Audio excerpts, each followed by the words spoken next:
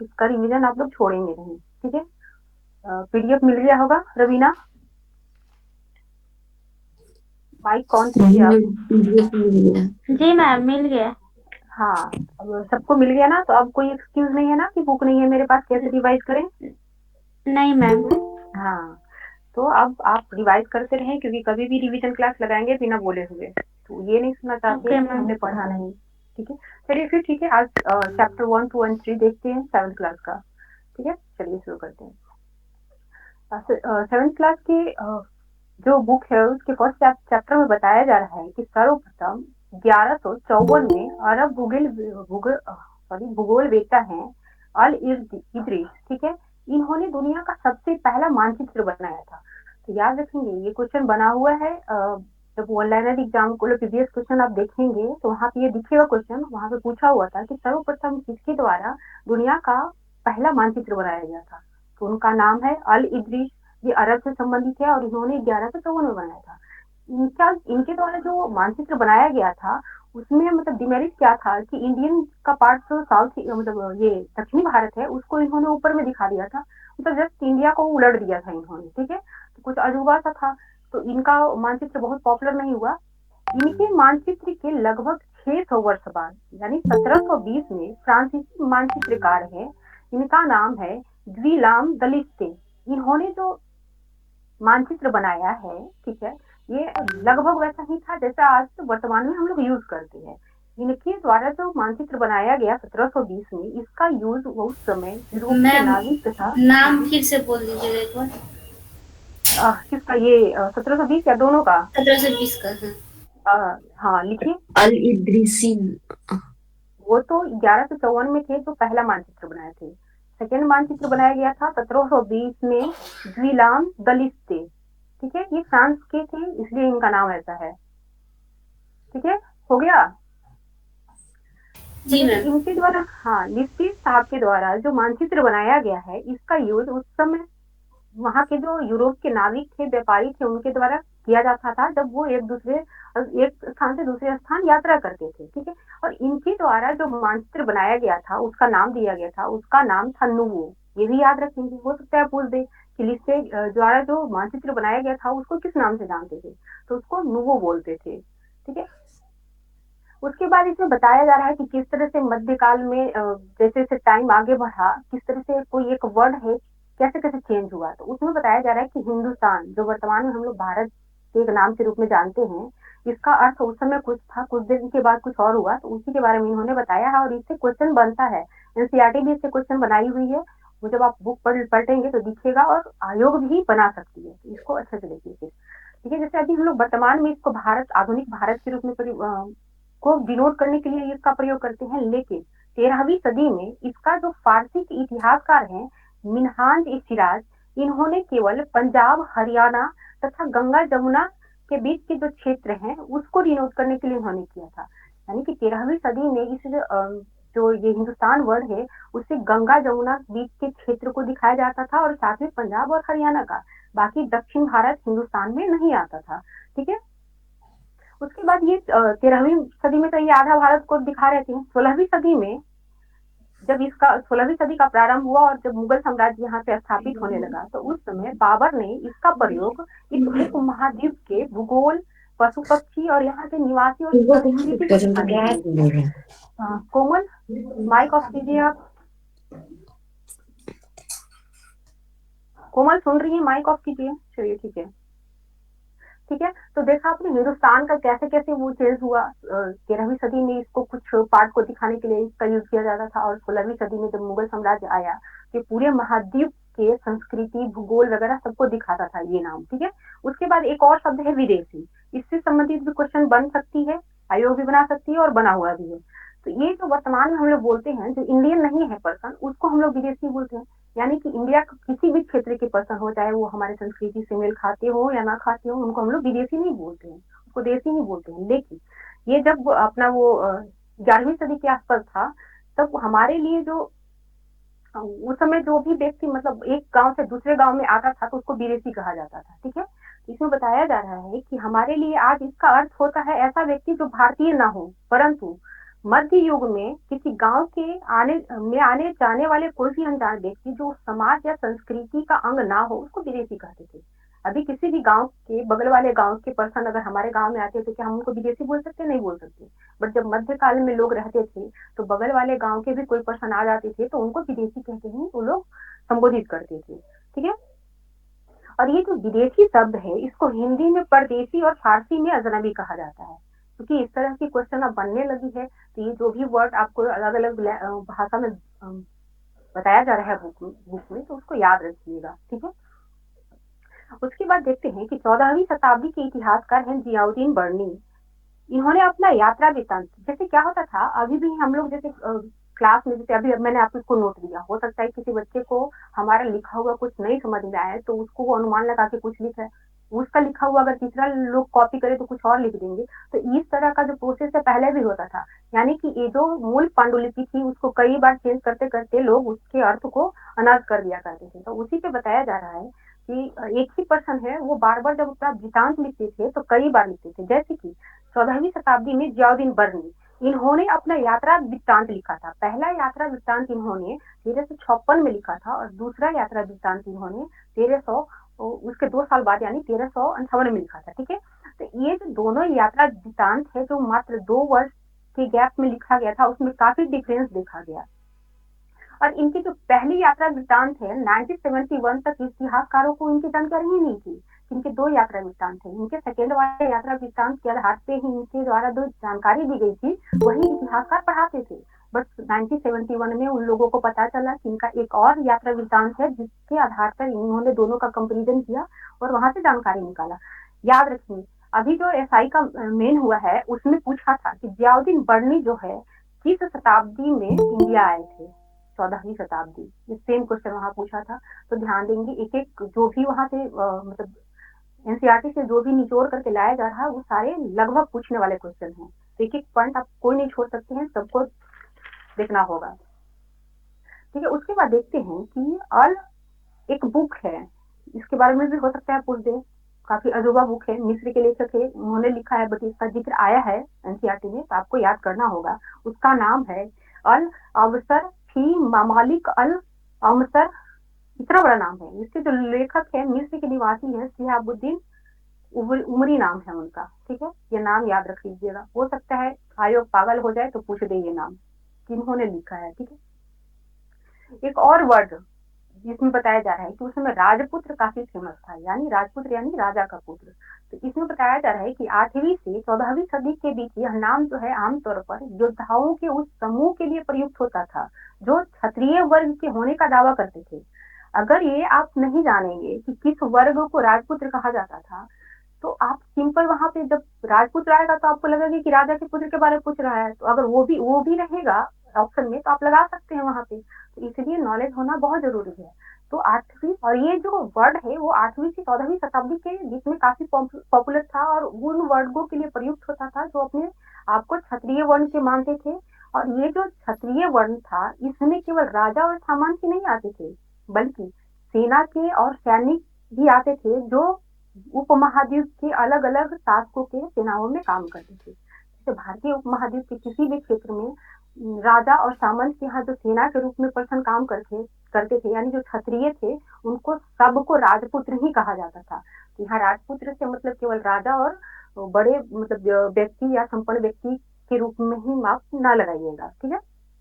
हो सकता है इसमें कुछ पूछ दे कि राजपुत्र के मतलब राजपुत्र किनको किनको डिनोट करता था और ये 3-4 ऑप्शन दे दे तो अगर नहीं जानेंगे तो फंस सकते हैं फिर। ठीक है। उसके बाद देखते हैं कि 1318 में अमीर खुसरो ने बताया था कि भारत के हर क्षेत्र में एक अलग अलग भाषा है बोली जाती है। इन्होंने 1318 में बताया था और ये इसलिए इम्पोर्टेंट है कहीं आपसे पूछ दे कि ये जो भाषा है वो किस क्षेत्र से संबंधित है तो आप वहाँ फंस सकते हैं। 3-4 ऐसा है लैंग्वेज इन्होंने बताया है, जैसे कि सिंधी बोला जाता था, लाहौरी, कश्मीरी और एक भाषा है द्वार समुद्री। ठीक है। लैंग्वेज है, इसको जगह से कंपेरिजन नहीं कर लीजिएगा। ये लैंग्वेज है द्वार समुद्री और ये दक्षिणी कर्नाटक में बोला जाता है।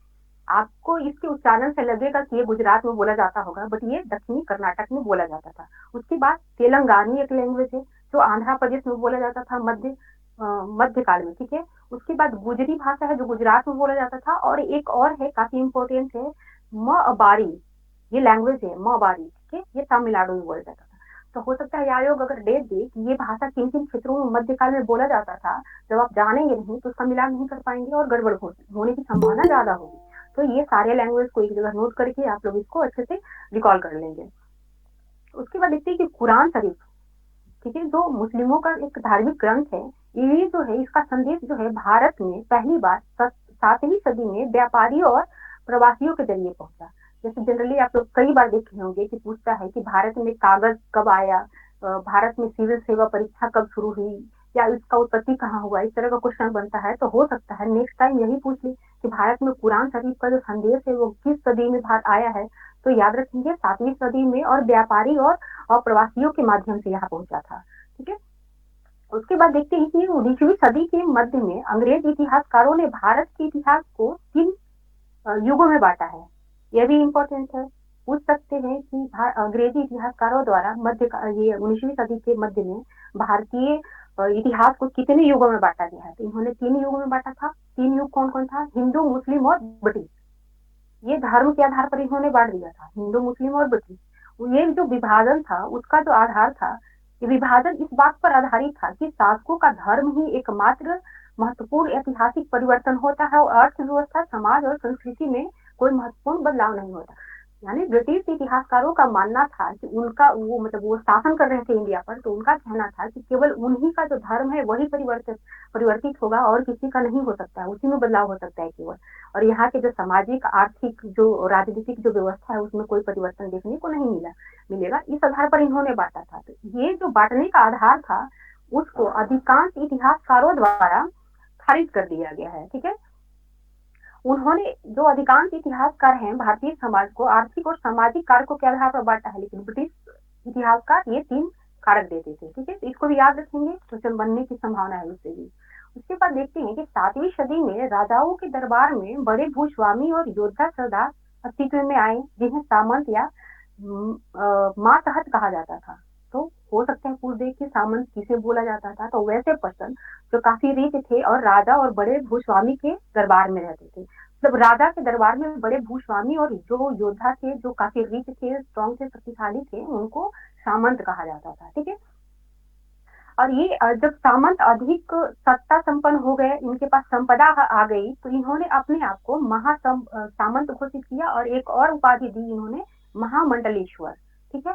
इन्होंने अपने आप को 2 और उपाधियों से नवाजा। एक तो सामंत ऑलरेडी थे, उसके बाद इन्होंने अपने आप को महासामंत बोला, उसके बाद महामंडलेश्वर बोला, ठीक है। तो ये दोनों चीज भी याद रखेंगे कि एक ही पद को ये दूसरा 2 नाम और दिया गया था।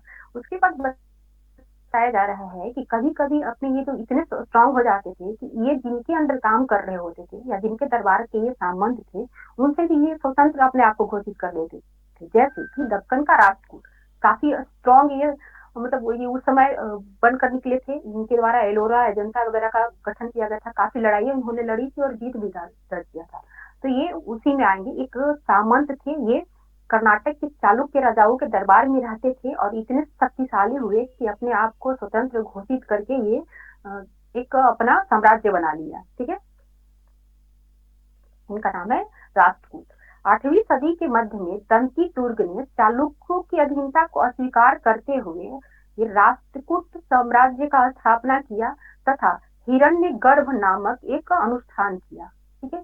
ये याद रखेंगे, पूछता है हिरण्यगर्भ क्या है। एक अनुष्ठान है जिसका शाब्दिक जो अर्थ होता है सोने का गर्भ होता है।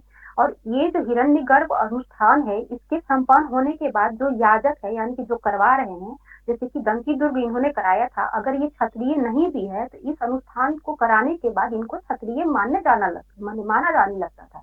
मतलब मान लिया जाता था कि अब ये क्षत्रिय हो गए। तो जो भी याजक इसका अनुष्ठान कराते थे वो क्षत्रिय मान लिए जाते थे, चाहे पहले वो किसी भी वर्ण के हो।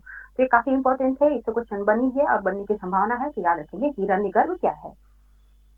उसके बाद देखते हैं कि राष्ट्रकूटों द्वारा एलोरा की जो गुफा है उसका निर्माण कराया गया था। तो उसी में एलोरा की जो गुफा 15 है उसमें भगवान विष्णु को नरसिंह अवतार में दिखाया गया है। यह राष्ट्रकूटों द्वारा बनाया गया है। तो इससे भी क्वेश्चन कई बार आयोग विभिन्न वन लाइनर एग्जाम में पूछी हुई है कि ये गुफा 15 किससे संबंधित है, तो भगवान विष्णु के नरसिंह अवतार से संबंधित है। ठीक है, उसके बाद देखते हैं कि जब चोल राजवंश का आप अभिलेख पढ़ेंगे तो वहाँ 400 प्रकार के करों का उसमें वर्णन मिलेगा। मतलब चोल साम्राज्य जब चल रही थी तो 400 कर लगाए जाते थे। उनमें से कुछ कर है जो है व्यक्ति।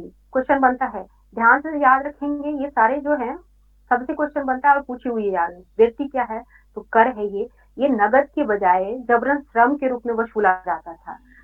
जब जनरली हम लोग जानते हैं कि उपज का कुछ परसेंटेज फिक्स कर दिया जाता था और वो कर के रूप में लिया जाता था, बट ये व्यक्ति नामक कर था जो श्रम के रूप में लिया जाता था। ठीक है, ये डिफरेंस है और इससे क्वेश्चन बनते रहती है। उसके बाद है कदमई, ये भी कर ही है जो भू राजस्व के रूप में वसूला जाता था। ठीक है, उसके बाद हम लोग देखते हैं ग्वालियर प्रशस्ति। ठीक है, ये नागभट्ट द्वारा संस्कृत में लिखा गया था, जो प्रतिहार वंश के हैं उनसे संबंधित है ये।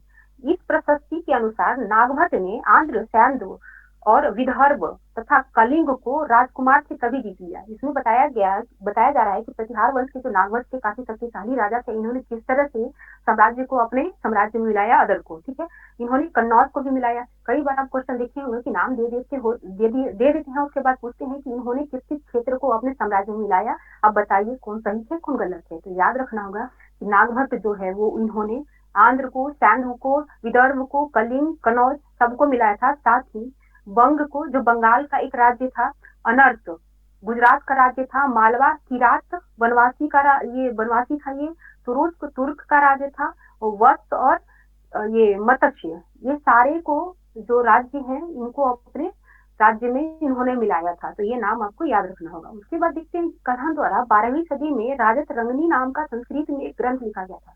सबको पता होगा कि राजत मतलब रंगिनी जो है किनके द्वारा लिखा गया, और इसमें कश्मीर के इतिहास के बारे में वर्णन है। ठीक है, लेकिन ये भी एक इनके द्वारा जो प्रशस्ति वहां पे लिखी जाती थी, तो जनरली कल हम लोगों ने देखा था कि जो भी प्रशस्तियां लिखी जाती थी वो राजा के प्रशंसा में लिखी जाती थी।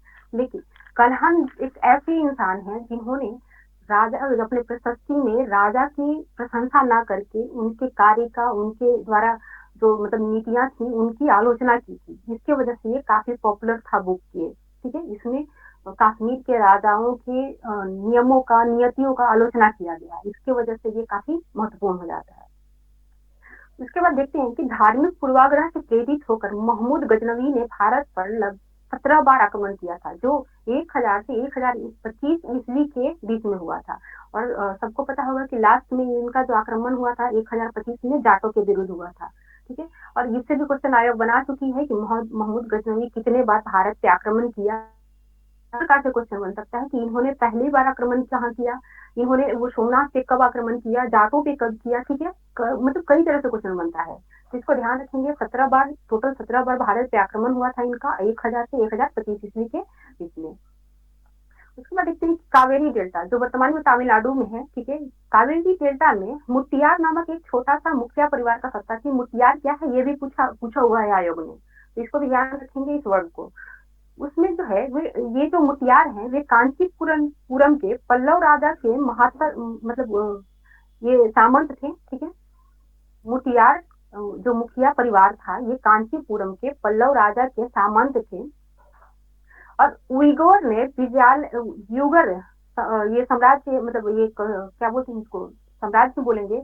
इस युगर के विजयालय ने 19वीं सदी के मध्य में मुटियारों को हराकर कावेरी डेल्टा पर कब्जा कर लिया तथा वहां तंजावुर शहर और निशुंभ सूदनी देवी मंदिर बनाया। विजयालय जो है चोल वंश का स्थापना इन्होंने किया था। ठीक है, तो ये बता रहा है कि किस तरह से चोल साम्राज्य का जो है वो विस्तार हुआ कावेरी डेल्टा में। तो सबसे पहले कावेरी डेल्टा में उइगर ये क्या बोलते हैं मुटियार नामक मुखिया परिवार का सत्ता था। इसको जो है विजयालय द्वारा हटाया गया और वहां पे चोल साम्राज्य का स्थापना किया। साथ ही विजयालय द्वारा तंजावुर शहर की स्थापना की गई और निशुंभ सूदनी देवी का मंदिर बनाया गया। इन दोनों के बारे में पूछा हुआ है आयोग ने कि इसकी स्थापना किन्होंने की, तो याद रखेंगे ये दोनों जो है विजयालय द्वारा बनाया गया है। और ये जो चोल साम्राज्य है उसका सबसे शक्तिशाली जो राजा था राज प्रथम था। ठीक है, इसके जो बेटा थे राजेंद्र प्रथम, ये भी मतलब शक्तिशाली ही राजा कहेंगे। इन्होंने अपने फादर के परंपरा को आगे बढ़ाते हुए गंगा घाटी, श्रीलंका तथा दक्षिण पूर्व एशिया के कई देशों पर हमला किया और वहां पे मतलब राज्य किया इन्होंने। इनसे भी क्वेश्चन पूछा हुआ है, कई बार आयोग ने पूछा है कि श्रीलंका को किस मतलब राजा के द्वारा जीता गया था, तो राजेंद्र प्रथम द्वारा। ठीक है, ध्यान रखेंगे इसको। और सबसे पहले जो जल सेना बनाई गई थी मध्यकाल में इन्हीं के द्वारा, राजेंद्र प्रथम के द्वारा, क्योंकि ये श्रीलंका को जीतने चले थे। आसपास जितने भी मतलब दक्षिण पूर्व एशिया में जितने भी कंट्री थे, सब पे इनका लगभग कब्जा हुआ था। तो वहां कैसे जाते, जल सेना के माध्यम से ही जाते थे। तो इनके द्वारा पहली बार इंडिया में जल सेना बनाई गई थी। ठीक है, फिर यहाँ पे देखते हैं कि चोल साम्राज्य का प्रशासन, कई तरह के संगठन बने हुए थे। जैसे कल हम लोगों ने पढ़ा था ऊर संगठन, तो ये चोल साम्राज्य में का ही था। तो ठीक है, अभी भी देखते हैं, यहाँ पे बताया जा रहा है कि इनकी प्रशासन किस किस संगठन के माध्यम से चल रहा था। तो पहला है ऊर। कल हम लोगों ने पढ़ा था कि ग्राम सभा होती है ये, तो ग्राम सभा भी है, और इसको किसानों की बस्तियां भी कहते हैं। जैसे कोई भी बस्ती काफी शक्तिशाली हो जाती थी, इतना शक्तिशाली वो लोग हो जाते थे कि प्रशासन का कार्य अपना देखरेख करने लगते थे, तो उसको उर कहते थे। और इस तरह की कई बस्तियों को मिलाकर नाडु का निर्माण होता था। ठीक है, तो उर और नाडु दोनों से क्वेश्चन बना हुआ है, दोनों को याद रखेंगे कि शक्तिशाली किसानों की बस्तियों को उर बोला जाता था, और इस तरह की जो बस्तियां थी, कई बस्तियों के समूह को नाडु बोला जाता था। फिर देखते हैं कि ग्राम परिषद तथा नाडु न्याय करने और कर वसूलने जैसे प्रशासनिक कार्य करती थी। ठीक है, उसके बाद देखते हैं कि धनी किसानों का नाडु के कामकाज पर अच्छा नियंत्रण था। कई धनी किसान को चोल राजाओं द्वारा मुवेंद्रबेलन, ठीक है, फिर और यार जैसी उपाधि दी गई थी। ये जो है, जो वहाँ के जो किसान थे, धनी किसान थे, अगर वो उनका प्रशासन में हस्तक्षेप बढ़ जाता था, वो प्रशासनिक कार्य करने लगते थे, तो चोल साम्राज्य के द्वारा, चोल राजाओं द्वारा उनको कुछ कुछ शीर्षक मतलब नाम दिया जाता था। उसमें पहला है मुवेंद्रबेलन, दूसरा है और ईयार। ठीक है, याद रखेंगे। कल हम लोगों ने एक वर्ड पढ़ा था मुवेंदर, जिससे चोल, चेर और पांड्य राजाओं का मतलब वो घोषक था, वो उससे मतलब वो डिनोट करता था कि ये तीन साम्राज्य के अगर राजाओं को एक साथ मिला दिया जाए तो उसको सम्मिलित रूप से मूवेंदर कहते थे। लेकिन यहाँ पे मूवेंद्रबेलन, ये क्या बोलते उपाधि है। ठीक है, तो मूवेंद्रबेलन है इसका जो नाम, मतलब इसका जो आप विस्तृत रूप देखेंगे तो इसका अर्थ होता है कि तीन राजाओं को अपनी सेवा प्रदान करने वाले बेलन या किसान। तीन राजाओं यानी चोर, चेल और पांड्य को, अगर तीनों को ये अपनी सेवा प्रदान कर रहे हैं, तो उसी किसान को मुवेंद्रबेलन कहा जाता था।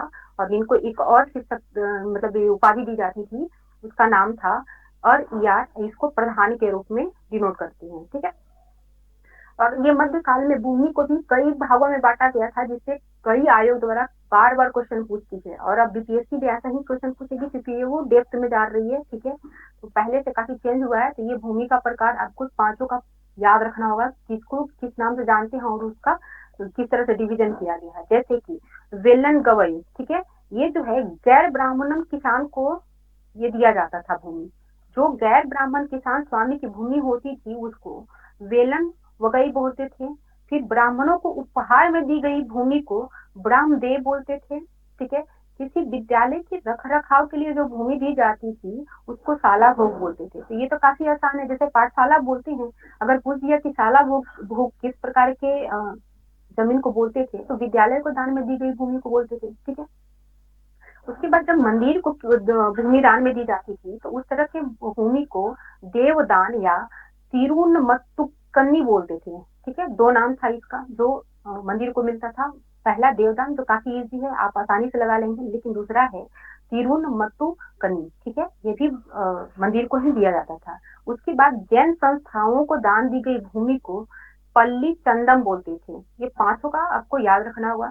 इसमें से आपको दो पे मेहनत करना होगा, तीन आसानी से आप याद कर लेंगे। ठीक है, उसके बाद देखते हैं कि ब्राह्मणों की सभा का संगठन के बारे में जो जानकारी है, तमिलनाडु के चिंगलपुटम जिले के उत्तर मेरूर से प्राप्त अभिलेख से मिलता है। ये भी काफी इम्पोर्टेंट, उत्तर मेरू अभिलेख काफी इम्पोर्टेंट रखता है। इससे कई क्वेश्चन बनने की संभावना है। जैसे कि आयोग पूछी हुई भी है कि उत्तर मेरू अभिलेख के अनुसार सभा की सदस्यता ग्रहण करने के लिए क्या क्या क्राइटेरिया था। तो ये जो अभिलेख है उसमें जो है 6-7 जो है नियम दिए गए थे कि अगर ये नियम, अगर कोई ये शर्त जो है किसी पर्सन पे अगर लागू होता है तो वो सभा का सदस्य बनते। सभा के बारे में कल बताए थे आपको कि ये वो जो ब्राह्मण होते थे, ब्राह्मण भूस्वामी, उनकी संगठन होती थी जिसके माध्यम से वो प्रशासनिक कार्य करते थे, तो उसको सभा कहा जाता था। तो उसी सभा में शामिल होने के लिए बहुत सारे नियम शर्त थे, ठीक है। उसी का वर्णन जो है उत्तर मेरु अभिलेख में किया गया है। देखते हैं कि ये क्या क्या नियम थे। जैसे कि अगर कोई पर्सन चाहता है कि इस सभा का सदस्य बने तो उसके पास ऐसी भूमि होना चाहिए जिससे वो भू राजस्व वसूल करता हो। दूसरा नियम है कि उसके पास अपना घर होना चाहिए। तीसरा नियम है कि उनकी जो उम्र है 35 से 70 के बीच होनी चाहिए। यही क्वेश्चन वहां पे दिया हुआ था सेम। और ये जो 35 से 70 वाली जो है ना क्राइटेरिया, इसको उन्होंने चेंज कर दिया था और पूछा था कि इसमें से कौन सा नियम वो मतलब फुलफिल नहीं करता है, ठीक है। नेक्स्ट है कि उन्होंने वेदों का, जो भी सभा में बनेंगे उनको वेद का अच्छा ज्ञाता होना चाहिए। साथ ही उनको 5वें नियम के तहत कहा जाता है कि प्रशासनिक मामलों की अच्छी जानकारी होनी चाहिए और साथ ही वो ईमानदार भी होना चाहिए, ठीक है। उसके बाद छठा नियम में बोला जा रहा है कि कोई व्यक्ति पिछले 3 वर्ष से अगर किसी समिति का सदस्य है लगातार तो उनको सभा का सदस्य नहीं बनाया जा सकता है। उसके बाद 7वां नियम कहता है कि वह व्यक्ति जिसने अपने या अपने संबंधी के खाते जमा नहीं किए हैं वह चुनाव नहीं लड़ सकता है। काफी कठिन नियम थे इनके और सबका पालन करना पड़ता था। इसलिए तो उस समय के जो मतलब साम्राज्य थे काफी स्ट्रांग रहते थे। आज के जैसा हाल रहता तो कभी स्ट्रांग होते ही नहीं इतना, ठीक है। और ये जो 7th का जो है बुक, उसका चैप्टर 2 में एक और वर्ड का यूज हुआ है, पुलाया। ये क्या है? एक ऐसा समूह है जिसे ब्राह्मण और विल्लाल प्रतिष्ठित समाज से बाहर मानते थे। अच्छा ये बताइए, विल्लाल एक वर्ड का आया ना यहाँ पे, जो मतलब ब्राह्मण और विल्लाल जो है, जिस व्यक्ति को अपने प्रतिष्ठित समाज का अंग नहीं मानते थे उनको पुलाया कहा जाता था। तो विल्लाल कल मैंने आप लोगों को बताया था, विल्लाल है क्या? कोई बता सकते हैं क्या? याद है कि नहीं? उत्तरी भारत के बड़े जमींदार। हाँ, बहुत बढ़िया। सॉरी मैम, दक्षिणी भारत के बड़े जमींदार। बहुत बढ़िया। ऐसी कंफ्यूज हो पूनम। चलो देखो आगे, ये दिल्ली चैप्टर 3 में दिल्ली के बारे में बताया जा रहा है कि किस तरह से इसका विकास हुआ है, ठीक है। तो दिल्ली जो है वो 12वीं शताब्दी में महत्वपूर्ण शहर बना। अभी तक हम लोगों ने जितना पढ़ा दक्षिण भारत का, उत्तर भारत का, कहीं दिल्ली का जिक्र नहीं आया, क्योंकि अभी तक ये शहर के रूप में डेवलप ही नहीं हुआ था। इसका जो विकास हुआ है 12वीं शताब्दी में देखा गया है, ठीक है। पहली बार ये जो दिल्ली है तोमर राजपूत के काल में किसी भी साम्राज्य की राजधानी बनी थी। यानी कि अगर पूछ दें कि दिल्ली को सर्वप्रथम किसके द्वारा राजधानी बनाई गई थी तो वो है तोमर राजपूतों के द्वारा, ठीक है। तोमर। हाँ, तोमर तोमर, ठीक है। फिर देखते हैं कि 12वीं सदी के मध्य में तोमरों को अजमेर के चौहान, इसको चाहमान भी बोलते हैं, इन्होंने परास्त कर दिल्ली पे कब्जा किया था। अब ये जो शहर है दिल्ली, वो तोमरों एवं चौहानों के काल से ही वाणिज्य का प्रमुख केंद्र बनता चला गया। और यहाँ पे जो है समृद्धशाली जैन परिवार रहते थे, व्यापारी रहते थे, जिसकी वजह से ये लगातार ग्रोथ करते चला गया, ठीक है। इसी समय जब ये चौहानों और तोमरों की जब यहाँ प्रशासन चल रही थी तो उसी समय एक देहलीवाल नामक सिक्के ढाले जाते थे यहाँ। इससे भी क्वेश्चन बना हुआ है, पूछा था आयोग ने कि ये देहलीवाल है क्या, ठीक है। तो जब नहीं जानेंगे कि ये सिक्का है तो कुछ भी लगा सकते हैं आप, कोई भी ऑप्शन लगा सकते हैं। तो याद रखेंगे कि ये 12वीं शताब्दी में दिल्ली में ढाला जाने वाला एक सिक्का था जिसका नाम है देहलीवाल, ठीक है। और दिल्ली सल्तनत की जो स्थापना हुई वो 13वीं सदी के आरंभ में हुई, जब ये तोमर और चौहानों को हराकर जब ये मुगल सत्ता यहाँ पे आने लगी तब ये दिल्ली सल्तनत की स्थापना हुई थी, ठीक है।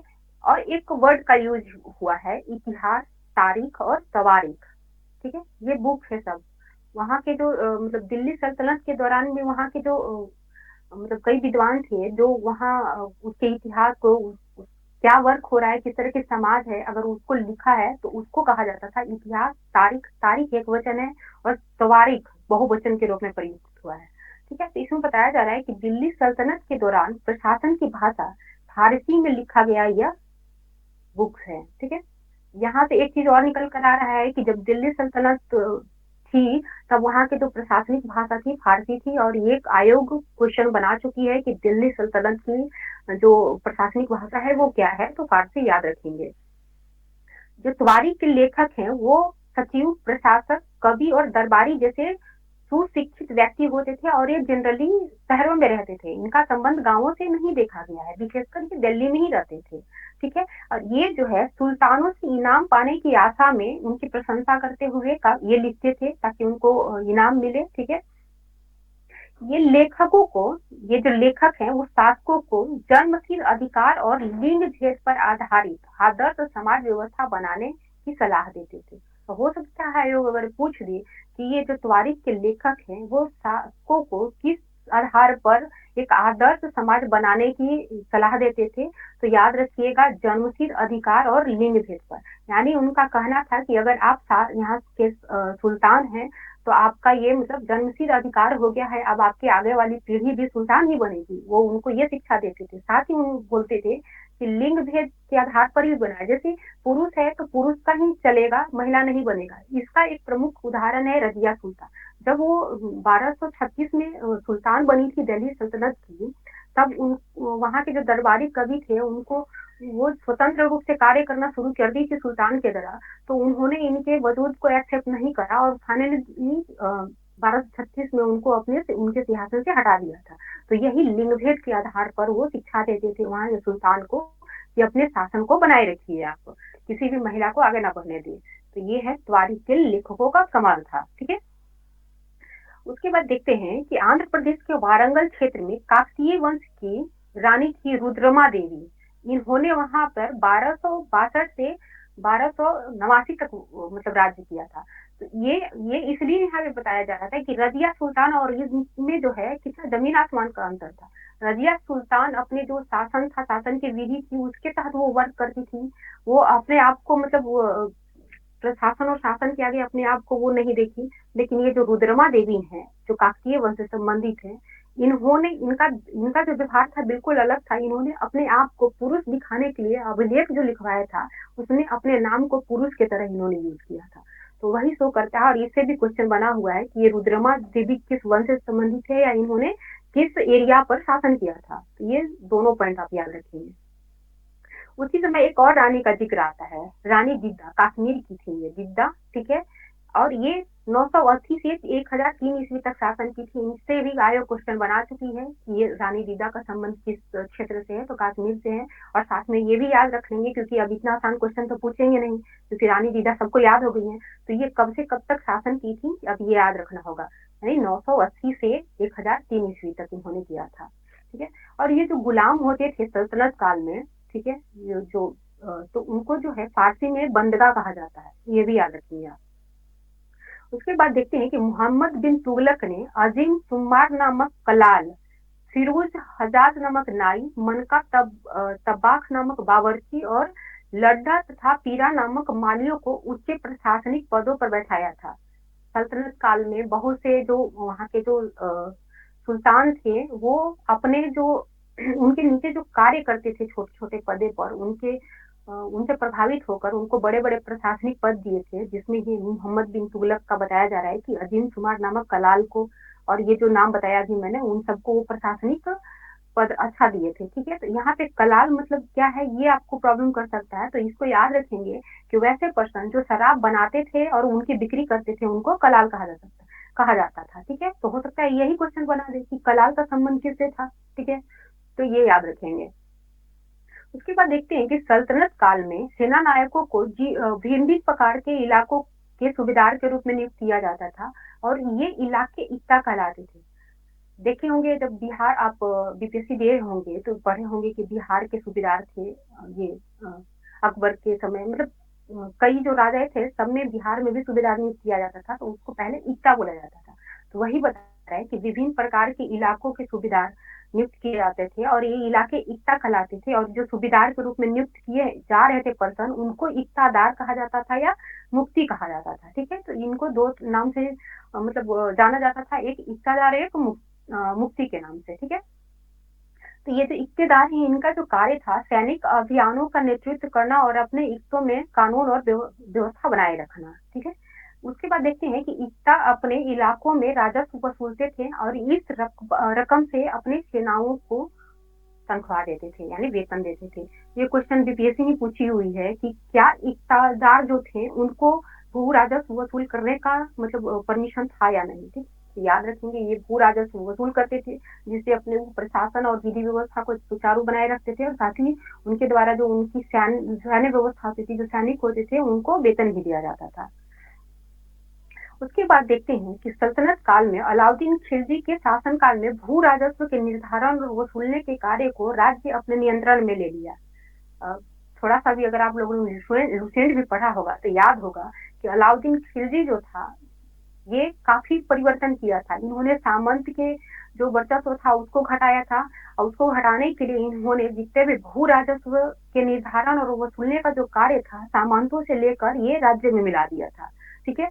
उसके बाद स्थानीय सामंतों से जो कर लगाने की जो कर जो लगाते थे सामंत उनसे भी वो अधिकार छीन लिया, और उन सामंतों पर भी कर इन्होंने आरोपित कर दिया। ठीक है। ये सारा व्यवस्था इसलिए था कि सामंत को आगे मतलब गरीब बनाया जाए ताकि ये विद्रोह ना करें और इनकी जो शासन व्यवस्था है सुचारू रूप से चलता रहे। क्योंकि उस समय जो है 3 प्रकार की कर लगाई जाती थी। जब दिल्ली सल्तनत थी 3 प्रकार के कर लगते थे। जैसे कृषि पर लगने वाला जो कर था उसको खराज कहते हैं, और ये जो किसान के ऊपर का 50% होता था। तो यहाँ आयोग जब बीपीएससी आप पलटेंगे तो पूछेगा कि खराज क्या है, या खराज के रूप में कितने प्रतिशत जो राजस्व की वसूली की जा सकती थी। तो दोनों टाइप का क्वेश्चन बना हुआ है, तो याद रखिए कृषि पे लगने वाले कर को खराज कहते हैं, और इसकी जो मतलब ये जो है वो किसानों के उपज का 50% लगाया जाता था। उसके बाद एक और मवेशियों पर कर लगाया जाता था, और घरों पर भी कर लगाया जाता था। यानी सल्तनत काल में 3 कर थे, इसको याद रखेंगे। उसके बाद देखते हैं कि 14वीं शताब्दी में अफ्रीकी देश मोरक्को से इब्न बतूता भारत आया था। ठीक है। मोहम्मद बिन तुगलक के दरबार में ये आए थे। ठीक है। काफी फेमस है, तो इनको याद ही रखेंगे, इनसे भी क्वेश्चन बनते रहता है। उसके बाद देखते हैं कि चंगेज खान के नेतृत्व में मंगोलों ने 1213 में उत्तर पूर्वी ईरान में ट्रांसऑक्सियाना यानी जो वर्तमान में आधुनिक उज्बेकिस्तान है उस पर हमला किया, और उसके बाद लगातार भारत से मंगोलों के आक्रमण बढ़ते चले गए। और अलाउद्दीन खिलजी और मोहम्मद तुगलक के समय में मंगोलों का भारत पे सर्वाधिक बार आक्रमण हुआ है। और सेम क्वेश्चन पूछा हुआ है कि किसके शासन काल में भारत पर मंगोलों का आक्रमण काफी तेजी से होना शुरू हुआ। तो 2 वैसे राजा थे, अलाउद्दीन खिलजी और मोहम्मद बिन तुगलक, ये दोनों का नाम याद रखेंगे। ठीक है। तो आज बस इतना ही था, आज सारा हो गया। अब इससे एक बार आप लोग रिवाइज कीजिए, अपना माइक ऑन कीजिए और जवाब दीजिए। चलिए खोलिए। हाँ, ये बताइए कि सबसे पहले जो मानचित्र बनाया गया था अरब निवासी द्वारा, उनका नाम क्या था? अली तिरसी। अली इद्रीस। ठीक है। नाम सही से बोलिए, अल इद्रीस। हम भी अली आज के चक्कर में बोल रहे हैं। ठीक है। और ये कब बनाया गया था ये पहला मानचित्र? 1154। बहुत बढ़िया। और दूसरा मानचित्र इसके कितने वर्षों के बाद आया था? 6 वर्ष बाद 1720 में। 600 वर्ष बाद 1720 में, 1500 नहीं। ठीक है। हाँ, और ये जो दूसरा जो मानचित्र बनाया गया था वो फ्रांसीसी मानचित्रकार के द्वारा बनाया गया था, तो उनका नाम क्या था? विलाम द लिस्टे। ठीक है। और ये जो मानचित्र बनाया गया था उस मानचित्र का क्या नाम दिया गया था? हाँ, नुवो। अच्छा, नुवो। हाँ। और ये बताइए कि हिंदुस्तान शब्द का 13वीं सदी में किस रूप में प्रयोग किया जाता था? बोलिए मैम। हिंदुस्तान शब्द का 13वीं सदी में किस रूप में प्रयोग किया जाता था? केवल राजनीतिक अर्थों में इसका प्रयोग होता था। ठीक है। दूसरे गांव से आने वाले व्यक्ति जो दूसरे गांव से आते थे। पूनम सुनती नहीं है क्लास आप सही से? हम आपको हिंदुस्तान के बारे में पूछ रहे हैं, आप विदेशी के बारे में बता रही हैं।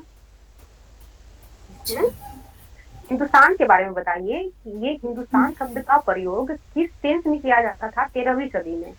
13वीं सदी में प्रयोग करते थे। हाँ हाँ, ये पंजाब, हरियाणा और गंगा यमुना के क्षेत्र को, हाँ, क्षेत्र को ही यूज किया जाता था। 16वीं शताब्दी में ये पूरे उपमहाद्वीप क्षेत्र को इससे जानने जाना लगा। ठीक है। ये बताइए कि 14वीं शताब्दी में एक इतिहासकार यहाँ पे आए हुए थे, उनका नाम क्या था? क्वेश्चन पूछा हुआ है अभी ईसाई में। ये 16वीं शताब्दी 14वीं शताब्दी में आए हुए थे। जियाउद्दीन बर्नी। हाँ जी, बहुत बढ़िया, जियाउद्दीन बर्नी। इनका 2 मतलब यात्रा वृत्तांत आया था। तो पहला यात्रा वृत्तांत जो है किस वर्ष आया था? 1356 में, और दूसरा 1358 में। हाँ, और कब तक ना यात्रा वृतांत है वो पढ़ा, मतलब मिला नहीं था ये इतिहासकारों को। 1971 तक। 1971 में इसका पता चला। हाँ जी, 1971 में। ये बताइए कि ये लैंग्वेज है एक, ठीक है, इसका नाम है द्वार समुद्री। ये किस मतलब भाग में बोला जाता था मध्यकाल में? दक्षिणी कर्नाटक में ये बोला जाता था। ठीक है, और एक मबड़ी है, ये कहाँ बोला जाता था? मुंबई। महाबरी तमिलनाडु में। तमिलनाडु, बहुत बढ़िया, तमिलनाडु में हूँ, ठीक है। कुरान शरीफ का जो संदेश है भारत में कब आया, किस 7वीं शताब्दी में? सदी में। 7वीं में, ठीक है। ये बताइए कि ब्रिटिश इतिहासकारों द्वारा भारतीय जो इतिहास है उसको 3 भागों में बांटा गया था, तो उन्होंने कौन कौन सा भाग बताया था, क्या नाम दिया था उसका? हिंदू, मुस्लिम और ब्रिटिश। हिंदू, मुस्लिम और ब्रिटिश। हाँ, ये बताएं आप लोग कि ये जो राजाओं के दरबार में भूस्वामी जो रहते थे और सामंत जो रहते थे, ठीक है, सामंत तो मैंने आपको बोल ही दिया, तो अब क्या पूछिए इसमें, ठीक है। हाँ चलिए, ठीक है। ये बताइए कि सामंत जो थे वो अगर शक्तिशाली होते थे तो वो अपने आप को किस 2 उपाधि से नवाजते थे? महासामंत और मंडलेश्वर। महामंडलेश्वर, बहुत बढ़िया। और ये सामंत कभी कभी अपने जो मतलब जिनका आधार था, जिस दरबार में रहते थे उनसे मुक्त हो जाते थे, तो जैसे में बताइए। चालुक्य। राष्ट्रकूट। राष्ट्रकूट, हाँ, चालुक्य से मुक्त हुए थे। ये किस एरिया में थे? हाँ, राष्ट्रकूट किस एरिया में थे? दक्कन में। कर्नाटक के साइड में, हाँ, दक्कन। हाँ, दक्कन हुआ। एलोरा की गुफा 15 जो है वो किससे संबंधित है? भगवान विष्णु से, नरसिंह अवतार है उनका। हाँ, नरसिंह। ये देवती, हाँ जी, देवती शब्द इसका अर्थ बताइए क्या है? ये एक कर है जो नगद के बजाय लिए, मतलब श्रम करवा के लिया जाता था, मतलब नगद न लेके जबरन श्रम कराया जाता था। हाँ, जबरन श्रम के माध्यम से ये लिया जाता था, ठीक है। ग्वालियर प्रशस्ति जो है ये इसका संबंध किस राजा से है? प्रतिहार से। प्रतिहार वंश के एक राजा है, वो राजा का नाम बताइए। नागभट्ट। नागभट्ट। और ये ग्वालियर प्रशस्ति जो है किस भाषा में लिखी गई है?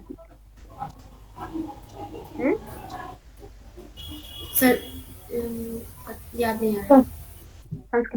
संस्कृत जनरली संस्कृत में ही लिखा जाता था, ठीक है। ये बताइए कि कल्हन द्वारा राजत रंगिनी का मतलब रचना किया गया वो किस सदी में किया गया? 12वीं सदी में। ये बुक जो है किस प्रकार से अन्य प्रशस्ति से मतलब भिन्न है, ये क्या है? ये मतलब इसमें राजा का गुणगान नहीं, उनका आलोचना किया गया, उनकी नीतियों का आलोचना किया गया। हाँ, और इसमें है क्या, इसका विषय क्या है? कश्मीर के राजा लोग, कश्मीर के राजनीतिक इतिहास, ठीक है। महमूद गजनवी भारत पर कितने बार आक्रमण किया था, और ये आक्रमण किस मतलब किस ईस्वी से किस ईस्वी तक के बीच में हुआ था? 17 बार किया था, 1000 से 1025 तक। हाँ, लास्ट इनका जो आक्रमण था किसके विरुद्ध था? जाटों पर। जाटों के लिए, बहुत बढ़िया, ठीक है। ये बताइए चोल साम्राज्य के प्रशासन जो है कई संगठनों के माध्यम से चलाया जाता था, तो उसमें था एक नाडू इसको नाडू मतलब किसे बोला जाता था? नाडो वो क्या बोलते हैं, गांव के समूह को नाडू बोलते थे। समृद्ध गांवों के समूह को नाडू बोला जाता था, ठीक है। एक वर्ड आया हुआ है मूवेंद वेलन, ठीक है, इसका शाब्दिक अर्थ क्या हुआ? मतलब जो राजा को अपनी सेवा प्रदान करते थे। 3 राजाओं को जो अपनी सेवा प्रदान करते थे, किसान को ही वेलन कहा जाता है, इसलिए इसका नाम है मूवेंद वेलन, ठीक है। तो 3 राजाओं को, यानी वो जो राजा है वो चेर, चोल और पांडे हैं। अभी पिछले क्लास में हमने मूवेंद्र देखा था शब्द, बस उसी को ये कन्वर्ट करके ये बनाया गया है मूवेंद वेलन, यानी वो तीनों राजाओं को जो सेवा करते थे किसान, उसको मूवेंद वेलन बोला जाता था, ठीक है। इनको एक और उपाधि दी जाती थी, वो क्या था?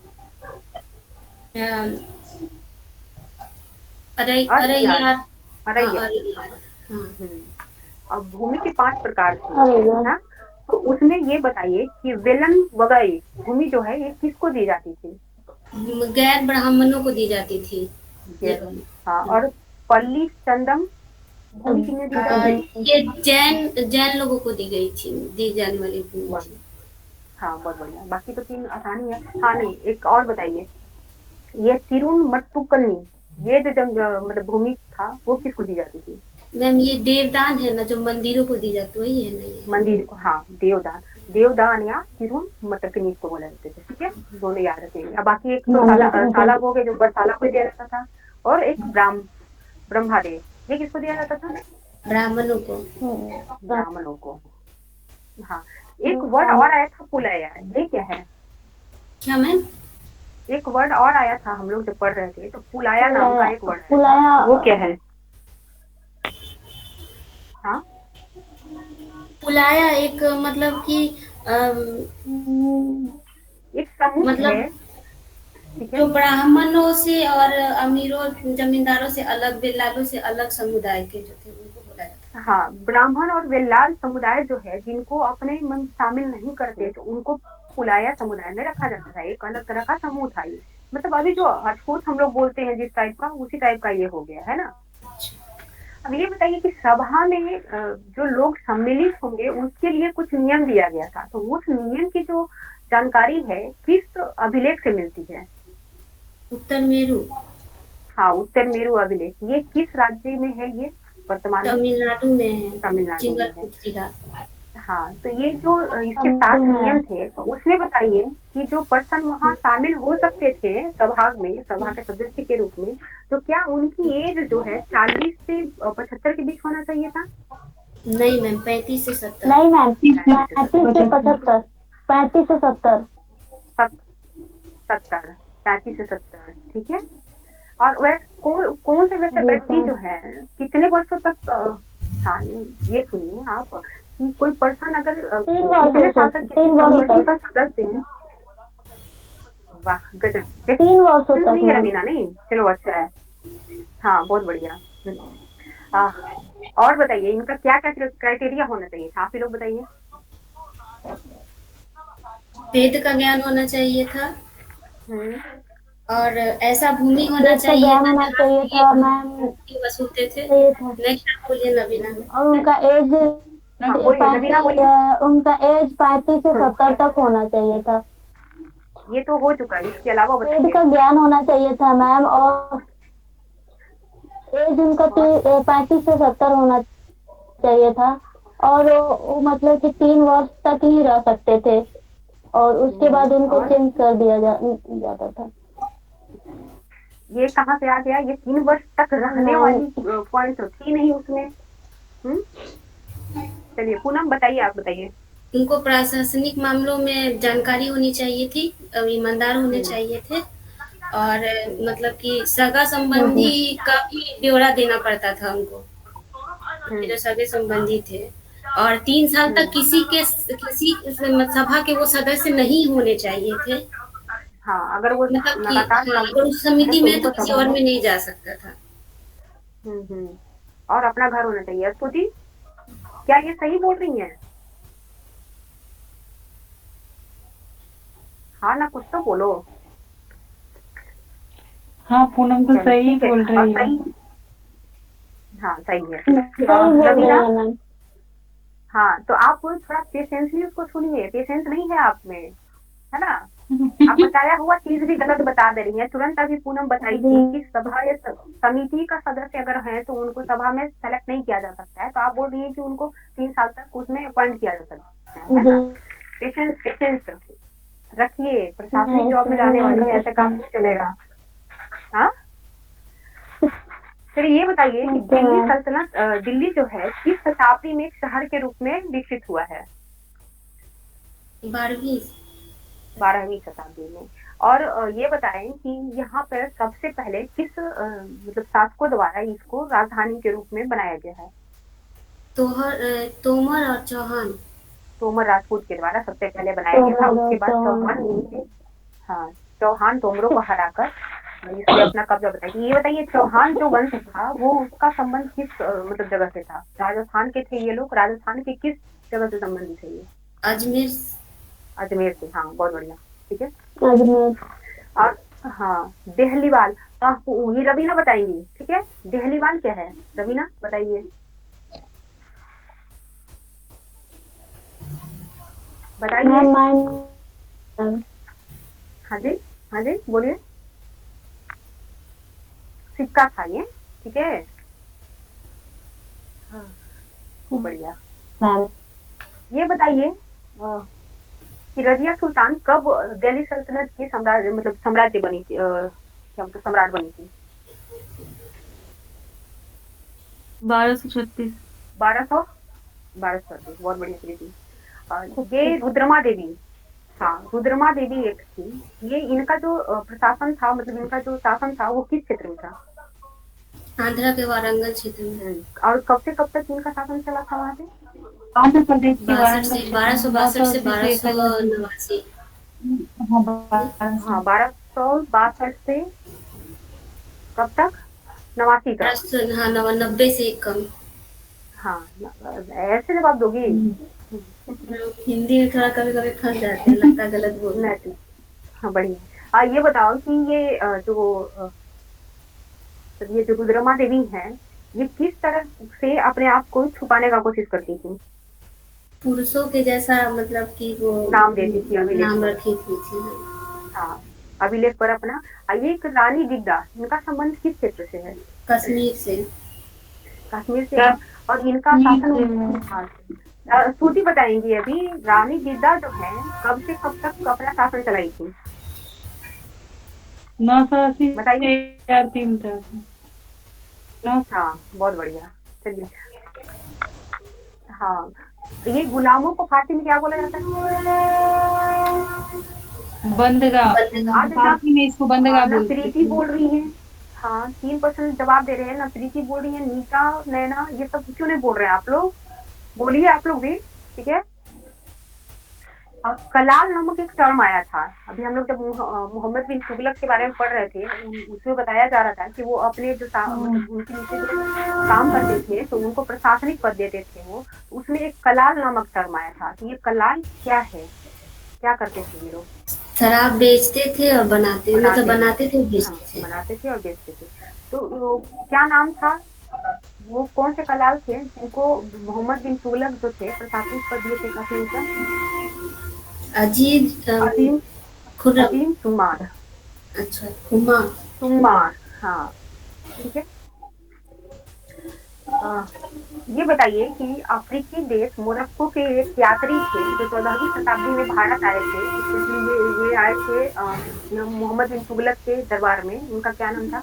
Ibn Battuta. Ibn Battuta. Ibn Battuta. Ibn तो बतूता। याद रखिएगा अभी। हाँ, जियाउद्दीन बर्नी के बारे में पूछा है, हो सकता है बीपीएससी या बीएसएससी आपको इन्हीं के बारे में पूछ दे, तो वहाँ गड़बड़ नहीं करेंगे आप लोग। ठीक है। ये बताएं, चंगेज खां सर्वप्रथम, ये जो ईरान, पूर्वी ईरान है जिसका नाम उस समय ट्रांस ऑक्सियान था, जो वर्तमान में उज्बेकिस्तान के नाम से जाना जाता है, इस पर किस वर्ष आक्रमण किया था उन्होंने। 1213। 1200, 1213। 19, 19। हाँ जी, 19। हाँ मैम 1219। 13 बोली थी, हम ये 1219 में। हाँ 1219 में। 13 अगर बोले हैं तो इसको सुधार लीजिए, हो सकता है हमसे गलती हो गया हो, कोई बड़ी बात नहीं हाँ है। ठीक है। ठीक है। अब ये बताइए कि भारत में किस राजा के शासन काल में चंगेजों का आक्रमण सर्वाधिक हुआ था। अलाउद्दीन खिलजी और मोहम्मद बिन तुगलक। मोहम्मद बिन तुगलक। चलिए बहुत बढ़िया। ठीक है, फिर आज बस इतना ही रहने दिया जाए, फिर कल नेक्स्ट 3 चैप्टर हम लोग देखेंगे 7th क्लास का। ठीक है। और रवीना, आप सुनिए, थोड़ा पेशेंटली सुनिए, गड़बड़ाइए मत इस तरह से। हाँ जी, मैम थोड़ा सा बोलिए स्लो नहीं बोलिएगा तो हम भी लिख पाएंगे मैम। मैम मैं कह रही थी ना कि थोड़ा स्लोली बोलिए तो हम। हेलो अच्छा, मतलब आराम आराम से बोलना है आपके मैम। लिए, है ना। हाँ जी, जी तो हम लिख लेते हैं ना जल्दी, तो कुछ कुछ छूट जाता है मैम। तो छूट जाता है तो आप वहाँ पूछिए, फिर हमसे पूछ तो सकती है ना। ओके मैम जी। हाँ पूछिए जहाँ छूट जी जाए, मैम। और कोशिश करेंगे आपके लिए थोड़ा स्लो मोशन में चले। ठीक है। Okay ma'am, thank you. चलिए, और किन्हीं को कोई प्रॉब्लम?